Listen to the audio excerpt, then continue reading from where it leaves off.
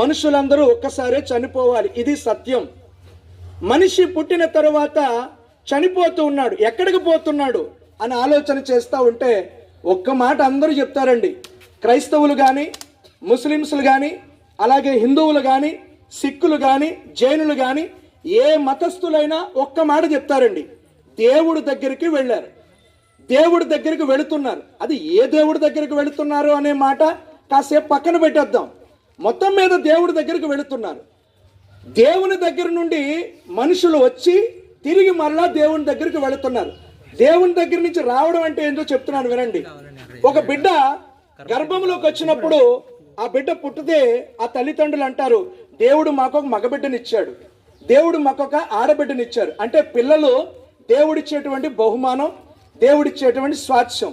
దేవుని దగ్గర నుంచి వచ్చినటువంటి గర్భఫలము 70 లేక 80 సంవత్సరాలు బ్రతికి తిరిగి మరలా దేవుని దగ్గరికి వెళ్ళిపోతుంది. ఇది జరిగేటువంటి చరిత్ర, జరగవలసినటువంటి విధానం. అయితే మనిషి భూమి మీదకి వచ్చినప్పుడు, మనిషి కొంతకాలం భూమి మీద బ్రతికాక తన బ్రతుకుని దేవుడు లెక్క అడుగుతాడట. దేవుడు లెక్క అడుగుతాడట, నువ్వు ఎట్లా బ్రతికావు, నువ్వు ఏ రకంగా జీవించావు, ఎవరిని ప్రేమించావు, ఎవరిని ద్వేషించావు, నీ జీవిత చరిత్ర అంతా కూడా దేవుని దగ్గర ఉంటుంది, లిఖితమై ఉంటుంది. అందుకే భవిష్య పురాణంలో మనకి యమధర్మరాజు కనపడతాడు. ఆ భవిష్య పురాణంలో యమధర్మరాజు ఏం చేస్తాడంటే మన యొక్క చిట్టానంతా కూడా బయటకు తీసి మన పాపాన్ని బట్టి మనకి శిక్ష నిర్ణయించబడుతుంది. ఇది భవిష్య పురాణం చెప్పింది. అయితే బైబిల్ గ్రంథం చెప్తుంది, మనుషులు చేసినటువంటి పాపమును బట్టి, అది శరీరమును బట్టి కావచ్చు, మరొక రకంగా కావచ్చు, జన్మతా కావచ్చు, కర్మతా కావచ్చు, ఆ పాపమును బట్టి దేవుని దగ్గర లెక్క చెప్పాలి. దేవుని దగ్గర లెక్క చెప్పి నీవు నిజాయితీ పరుడు అని, నువ్వు పాపము లేని వ్యక్తివని నిరూపించుకోవాలి. అది సాధ్యమేనా? ఎవరి వల్ల సాధ్యం కాదు.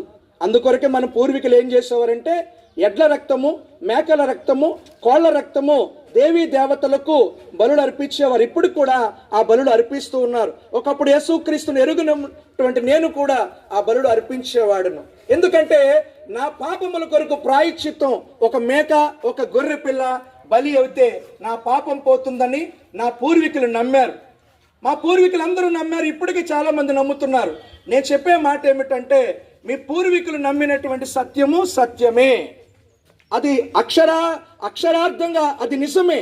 కానీ ఆ మేకల రక్తము, కోళ్ల రక్తము మనుషుల్ని సంపూర్ణులుగా, పాపరహితులుగా చేయలేదు, పరిశుద్ధులుగా మార్చలేదు.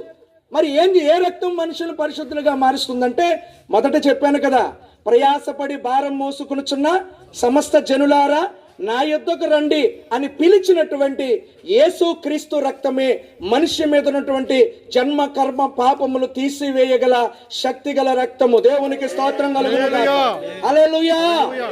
యేసు క్రీస్తు నందు ఎందుకు విశ్వాసం ఉంచమంటున్నామంటే, మీరు యేసు ప్రభు నమ్ముకుంటే మాకేదో కలిసి వస్తుందని, అది ఏమీ కాదు. మీ మీద ఉన్నటువంటి పాప భారం, ఒక క్రైస్తవుడైనా, ఒక ముస్లిం అయినా, ఒక హిందూ అయినా పాపము చేసి చనిపోతే ఏ మతస్థుడైనా నరకానికి వెళ్ళిపోతాడు. ఆ నరక శిక్ష నుంచి తప్పించడానికి ఇప్పటికి 2025 సంవత్సరాల క్రితం భూమి నడిమధ్య ప్రాంతమైనటువంటి పాలస్తీనా దేశములో కన్య మరియ గర్భమున ప్రభు అయిన యేసు క్రీస్తు వారు జన్మించారు. నీ పాపముల కొరకు, నా పాపముల కొరకు. చేతుల్లో మేకులు, కాళ్లలో మేకులు, తల మీద ముండ్ల కిరీటము, కాళ్లలో మేకులు, ప్రక్కలో బల్లెపు పోటు, రక్తమంతా కూడా యేసు క్రీస్తు ప్రభు వారి చిందించారు. దేని కొరకు అంటే, ఎడ్ల రక్తము, మేకల రక్తము మనుషుల పాపములు తీసివేయుట అసాధ్యము. పరిశుద్ధుని రక్తమే, పరమాత్ముని రక్తమే ఈ భూమి మీద ఒలికించబడాలని వేదములు కూడా సాక్ష్యం చెప్పాయి. సర్వ పాప పరిహారో రక్త ప్రోక్షణ ఆవశ్యకం, తద్రక్తం పరమాత్మేన పుణ్యదాన బలియాగమని మన వేదము కూడా సాక్ష్యం చెప్తుంది. పరమాత్ముడు నరావతారం ఎత్తి రక్తం చిందిస్తే తప్ప పాప క్షమాపణ కలుగదని వేదం చెప్పిన సత్యము.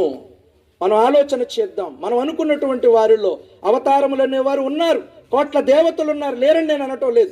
రక్తం చిందించినటువంటి పరమాత్ముడు ఎవరు? నీ పాప ప్రాయశ్చిత్తం చెల్లించినటువంటి దేవుడు ఎవరు?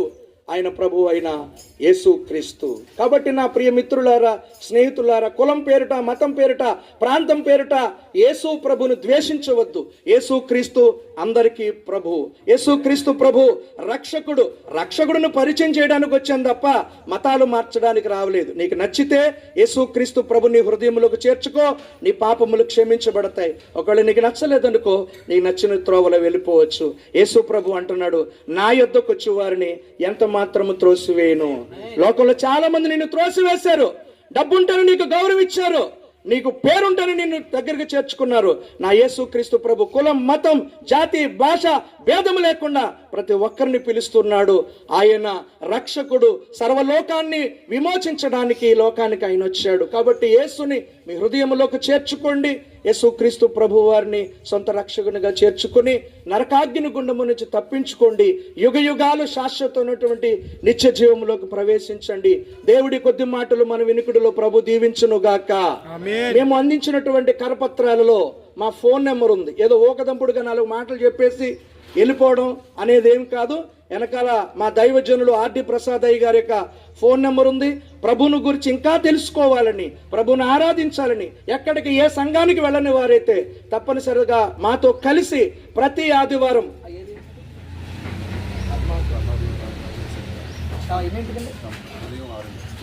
రమాదేవి గార్డెన్స్ వెనకాల ఉదయం 6:30కి ఆర్డి ప్రసాద్ అయ్య గారు ఆరాధన నడిపిస్తున్నారు. అందరినీ ఆహ్వానిస్తున్నాం. ఒకవేళ ఎక్కడికి మీరు ఏ సంఘానికి వెళ్ళని వారైతే తప్పనిసరిగా మాతో కలిసి ప్రభువును ఆరాధించండి. ప్రభు త్వరలోనే రాబోతున్నాడు. అతి త్వరలో ప్రభు రాబోతున్నాడు. ఈ రాకడికి యుగ సమాప్తికి సూచనలు జరిగిపోతూ ఉన్నాయి. కాబట్టి ప్రియ మిత్రులారా, సమయం లేక ఈ కొద్ది మాటలు చెప్పి ముగిస్తూ ఉన్నాను. దేవుడు మిమ్మల్ని అందరినీ హక్కును చేర్చుకును గాక. మీ కుటుంబములకు రక్షణ కలుగును గాక. మీ కుటుంబములు శాంతి సమాధానముతో నెమ్మదితో